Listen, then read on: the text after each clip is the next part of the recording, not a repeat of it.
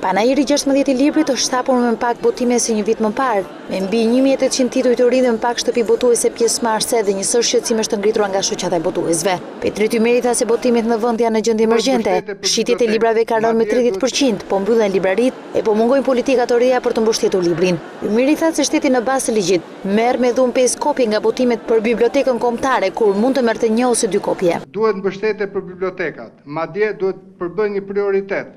Por duhet kuptojnë që pasurimi i bibliotekave duke filluar nga biblioteka kombëtare nuk duhet të bëhet me kopjet e detyrueshme që merren në mënyrë intolerante, shpronësuese të botuesit, me detyrim, me dhunë nga shteti.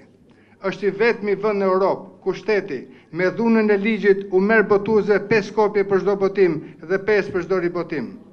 Është e tepër të kujtojmë si e ka bota jashtë nesh. Detyrimi është një kopje që shërben si kopje dokumentimin bibliotekën kombëtare, është 1 dhe jo 2 dhe as 5, me vetëm ndryshim nga shteti në shtet që blihet nga shteti o jepet fale. Në të cilit të panajirit, Ministrja e Kulturës Mirela Kumbaro tha se do të ketë një tryezë të posaçme me qëllim për të shpallur luftën ndaj piraterisë në vend. Angazhimin për një tryezë të posaçme të parashikuar tashmë në programin tonë, për librin si kulturë dhe jo thjesht si mall, duke përsëritur këtu dhe një angazhim të programit qeverisë së re për të krijuar brenda mandatit saj qendrën kombëtare të librit.